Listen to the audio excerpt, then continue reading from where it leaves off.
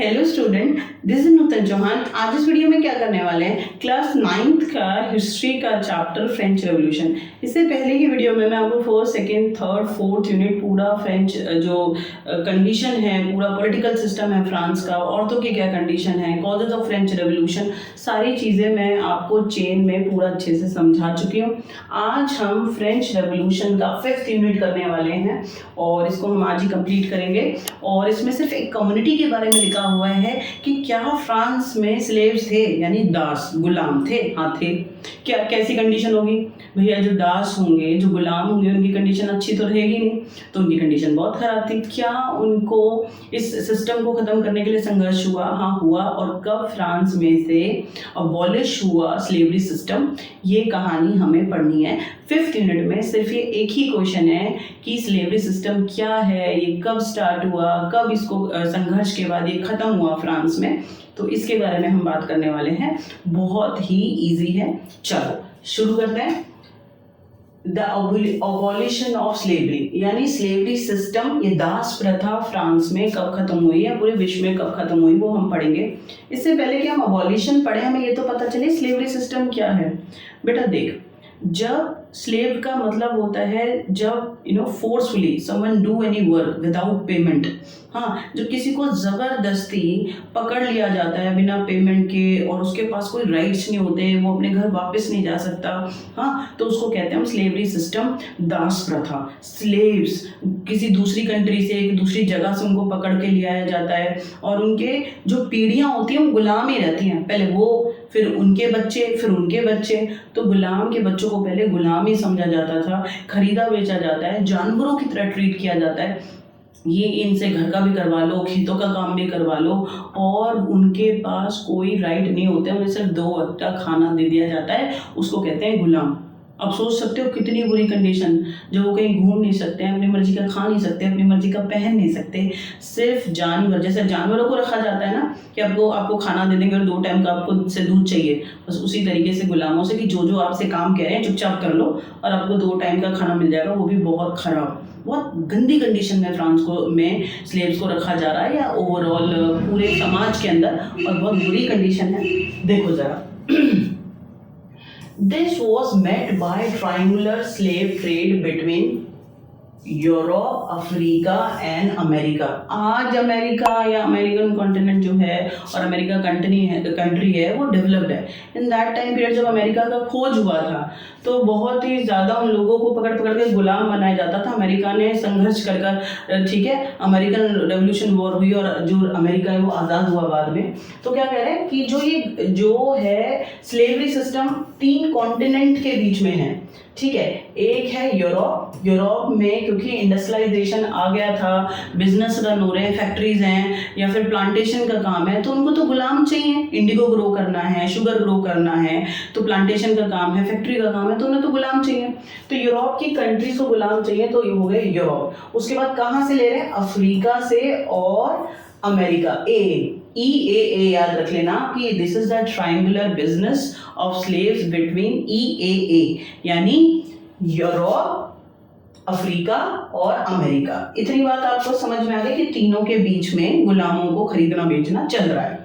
The slave trade began in the 17th century. कब शुरू हुआ स्लेव ट्रेड? कब व्यापारों को, ये जो है दास, इनको खरीदा बेचा जाता था, 17th सेंचुरी से ये प्रथा शुरू हुई। क्यों? क्योंकि प्लांटेशन का काम बढ़ रहा है, लेबर फोर्स बहुत ज़्यादा चाहिए, अपने देश में नहीं मिल रहा तो बाहर से पकड़ के लेकर आओ, ठीक है, और उनको फिर गुलाम बनाकर काम कराया जाता था। तो प्लांटेशन के काम के लिए, फैक्ट्रीज के काम के लिए, इंडिगो को ग्रो करने के लिए, अफीम को ग्रो करने के लिए, हाँ, क्या चाहिए था? बहुत बड़ा वर्क फोर्स चाहिए, लेबर चाहिए। इसीलिए जब अपनी कंट्री में नहीं मिल पा रहा है तो दूसरी कंट्रियों से लोगों को पकड़ के ला रहे हैं। इस तरीके से ऑटोमेटिकली स्लेव सिस्टम, ये प्रथा शुरू हुई कब? 17th सेंचुरी में। French merchants sailed from the port of Bordeaux and Nantes. Please आप ये बात याद रखेंगे, नेंटेस मैप में भी आता है। फ्रांस के 2 पोर्ट हैं समुद्र के किनारे, ठीक है, एक है बॉर्डियूक्स और है नेंटेस। फ्रेंच मर्चेंट, जो फ्रांस के व्यापारी हैं, sold from the ports of Bordeaux और Nantes to the African coast where they bought slaves from local chieftain. देख भाई, जो फ्रांस के व्यापारी हैं उनको तो भैया क्या चाहिए, स्लेव चाहिए प्लांटेशन के काम के लिए, फैक्ट्री के काम के लिए। तो उन्होंने क्या करा, वो पहुंचते थे फ्रांस के पोर्ट्स पे, समुंदर के किनारों पर। एक है बॉर्ड्यूक्स और एक है नैंटेस, ये दोनों फेमस जगह हैं जहां से जो मर्चेंट है वो अफ्रीकन कोस्ट तक, अफ्रीका कॉन्टिनेंट में समुद्र के किनारे पहुंचते थे। और वहां से अफ्रीका के जो लोकल चिफ्टन हैं, मुखिया हैं, वहां से गुलामों को खरीद कर वापस नैंटेस बॉर्ड्यूक्स से होते हुए अपने फ्रांस में आ जाते थे। इसे दिमाग में रखो कि फ्रांस के व्यापारियों को चाहिए स्लेव्स। तो फ्रांस के समुद्र के किनारे हैं, बहुत फेमस पोर्ट है वहाँ पर, एक है नैंटेस और एक है बॉर्ड्यूक्स। वहाँ से वो निकलकर कहाँ तक पहुँच रहे हैं, अफ्रीका कोस्ट तक, अफ्रीका के समुद्र के किनारे तक पहुँच रहे हैं। वहाँ से वो क्या कर रहे हैं, अफ्रीका के जो लोकल चिफ्टन है, मुखिया हैं अलग अलग जगहों के, उनसे वो क्या करते हैं, गुलामों को खरीदते हैं और वापस फ्रांस में आ जाते हैं। तो फ्रांस ने कहाँ से गुलामों का अरेंजमेंट करा, अफ्रीका से। बात समझ में आ गई आपको, इतनी बात आई आपको। The slaves were packed tightly into the ship for the 3-month long voyage across the Atlantic to the Caribbean। यानी स्लेव्स को देखो, अब न बाय एयर आप 2 घंटे में, 4 घंटे में, 6 घंटे में एक जगह से दूसरी जगह तक पहुंच जाते हैं, ठीक है, स्पीडली आप कम्युनिकेट कर सकते हैं। इन दैट टाइम पीरियड समुद्र के थ्रू आप एक कॉन्टिनेंट से दूसरे कॉन्टिनेंट में जा रहे हैं, एक जगह से दूसरी जगह जा रहे हैं, तो बहुत टाइम लगता था। गुलामों को अफ्रीका से पकड़ा, अमेरिका से पकड़ा, तो कह रहे हैं तो पकड़कर उनको टाइटली पैक कर दिया जाता था, जैसे जानवरों को पकड़ते हैं, और उनको शिप में डाल देते थे। 3 महीने सोचो, भूखे प्यासे, थोड़ा बहुत उनको खाना दे दिया, जानवरों की तरह शिप्स पे टाइटली पैक करके रखा जाता था और अटलांटिक से कैरेबियन सी तक पहुंचते थे। और वहां से फ्रांस या यूरोप की अलग कंट्रियों में इन गुलामों को बेच दिया जाता था for plantation work to grow indigo, अफीम, शुगर, कॉटन। समझ में आया आपको? There they were sold to the plantation owners। क्यों जो मर्चेंट हैं, ट्रेडर हैं, वो फ्रांस से या यूरोप की अलग कंट्रीज से अफ्रीका, अमेरिका जा रहे हैं, क्यों जा रहे हैं, वहाँ से वो गुलामों को पकड़ के लाते हैं, ठीक है, और फ्रांस आके या यूरोप की दूसरी कंट्रीज में आकर प्लांटेशन ओनर्स को बेच देते हैं अच्छे दामों पर। वहाँ से अफ्रीका गए, फ्रांस से गए, यूरोप की दूसरी कंट्रीज से गए, हाँ, और अफ्रीका, अमेरिका गए और वहाँ से सस्ते दाम पर गुलामों को लिया, यहाँ पर महंगे दाम पे बेच दिया। प्लांटेशन ओनर को तो उन्हें भी बेनिफिट हो गया। और प्लांटेशन ओनर्स को क्या बेनिफिट हुआ, काम के लिए, प्लांटेशन के काम के लिए उन्हें गुलाम मिल गए, जो सिर्फ 2 वक्त की घटिया सा खाना उनको देके और बुरी सी हालत में उन्हें रखा जा सकता है और सारा काम कराया जा सकता है। तो आप समझ सकते हो कि मानवीय जाति पे कितना बड़ा प्रहार हुआ है। स्लेवरी सिस्टम अपने आप में बहुत बड़ा शोषण है मानवीय जीवन का। न बोल सकते हैं, न अपना खा सकते हैं, न पी सकते हैं, न कोई पढ़ाई का राइट नहीं है, और तो और खुद गुलाम, फिर उनके बच्चे गुलाम, उनकी जनरेशन्स को गुलामी में रखा जाता है। एक बार किसी को खरीद लिया गया तो उसकी आने वाली पीढ़ियां भी गुलाम हो जाएंगी। तो ये है स्लेवरी सिस्टम। अफ्रीका, अमेरिका और जो यूरोप है, इन तीनों कॉन्टिनेंट के बीच में होता था, अटलांटिक टू कैरेबियन सी, ठीक है, के बीच में पकड़कर शिप्स पर कैसे पूरे स्लेव्स को लाया जा रहा है और किन को बेच रहे हैं, प्लांटेशन ओनर्स को। तो ये मैंने आपको स्लेवरी सिस्टम बताया और ये कब शुरू हुआ था, 17वीं सेंचुरी में, ठीक है।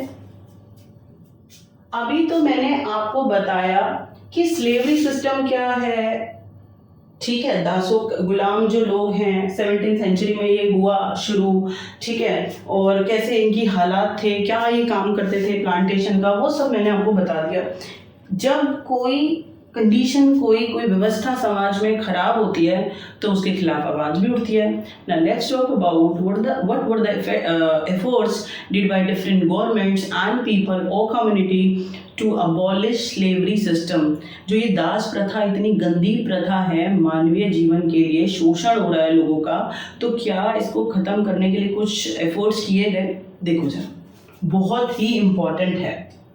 National Assembly did not pass any law fearing the opposition from businessmen whose income depend on a slave trade। देखो, फ्रांस में नेशनल असेंबली थी जिसने कॉन्स्टिट्यूशन को बनाया, जो मैन है उनको राइट दिए, तो बहुत अच्छी बात है। तो national assembly discuss debate long on slavery system, बहुत डिस्कस करा बार बार स्लेवरी सिस्टम, ये जो गंदी प्रथा है इसके बारे में बोला, but never make any law to improvement of slaves की कंडीशन को सुधारने के लिए नेशनल असेंबली ने कोई भी कानून कभी भी नहीं बनाया। क्यों? क्योंकि नेशनल असेंबली में तो बिजनेस क्लास भी बैठती थी और बिजनेस क्लास के मेंबर्स को चाहिए स्लेव्स अपने ट्रेड के लिए, अपने प्लांटेशन के काम के लिए। तो मैं आपसे कह रही हूँ, पहला जो बार बार उठाई गई आवाज वहाँ उठाई गई, national assembly members so many times discuss and debate about slavery condition, ठीक है, but never make any law because of fear of business class, क्योंकि बिजनेस क्लास को प्लांटेशन के काम के लिए स्लेव्स चाहिए थे और अगर बिजनेस क्लास को नाराज करेंगे तो जो असेंबली है वो खराब हो जाएगी। तो नेशनल असेंबली ने कभी कोई कानून नहीं बनाया, डिस्कस बहुत बार किया कि इनकी कंडीशन को इम्प्रूव करने के लिए क्या कर सकते हैं। It was finally the convention, national assembly के बाद आपको पता है ना कन्वेंशन ऑर्गेनाइजेशन इंस्टीट्यूशन बना और इसी ने डिक्लेयर किया था फ्रांस बिकम रिपब्लिक, है ना। तो नेशनल असेंबली के बाद जब कन्वेंशन बना, ये ऑर्गेनाइजेशन बना, ये इंस्टीट्यूशन बना, तो इसने डिक्लेयर करा which in 1792 legislated the free of slaves, सारे दासों को फ्रांस में फ्री कर दिया कन्वेंशन असेंबली ने। कब फ्री कर दिया? 1794 में। तो आपको ये लग रहा होगा कि 1794 में जो दास प्रथा है, स्लेवरी सिस्टम है, खत्म हो गया। जी नहीं खत्म हुआ। जरा देखो, पहली बार नेशनल असेंबली ने कोशिश करी लेकिन कानून नहीं बनाया। दूसरी बार जो दूसरा एफर्ट है ये हो गया पहला जो फ्लॉप है। दूसरा सक्सेसफुल है जो कन्वेंशन है, इसने क्या करा, असेंबली ने 1794 में सारे स्लेव्स को फ्री कर दिया in the French overseas procession, जहां पर भी फ्रेंच कॉलोनी है, जहां फ्रांस की टेरिटरीज है, हर जगह से स्लेव्स को कह दिया कि भाई स्लेव प्रथा तो गलत है, इसको बंद कर दो।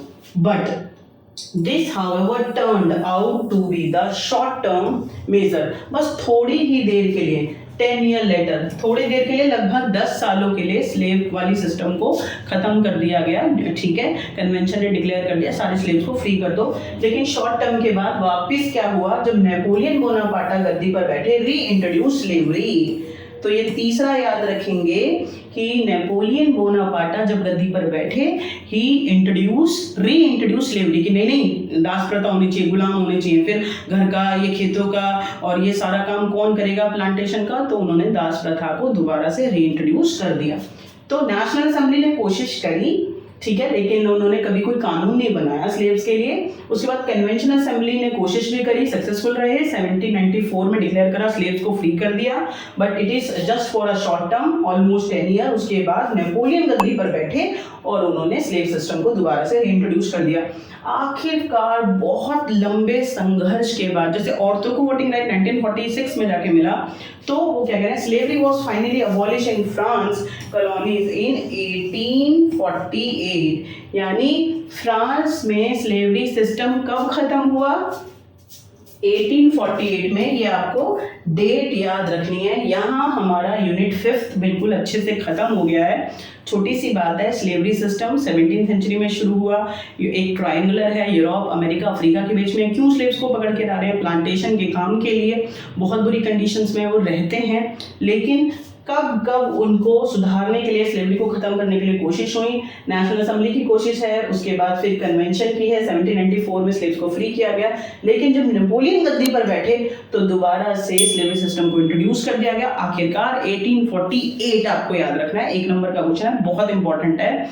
1848 में स्लेवरी सिस्टम को फ्रांस से या फ्रेंच कॉलोनी से, जहां जहां फ्रांस का कब्जा था, उन सारी जगहों पर स्लेवरी सिस्टम को अबॉलिश कर दिया गया, खत्म कर दिया गया। ठीक है, तो बहुत अच्छी बात है। तो स्लेव्स के बारे में आपको बहुत अच्छे से समझ में आया होगा। लगभग हमारा चैप्टर कंप्लीट हो चुका है। इस चैप्टर में 6 यूनिट है, तो 5 यूनिट हमारी हो गई हैं। अब नेक्स्ट वीडियो में हम 6 यूनिट करेंगे और इस चैप्टर को क्लोज करेंगे। ठीक है, तब तक के लिए आप बहुत खुश रहो और पढ़ते रहो।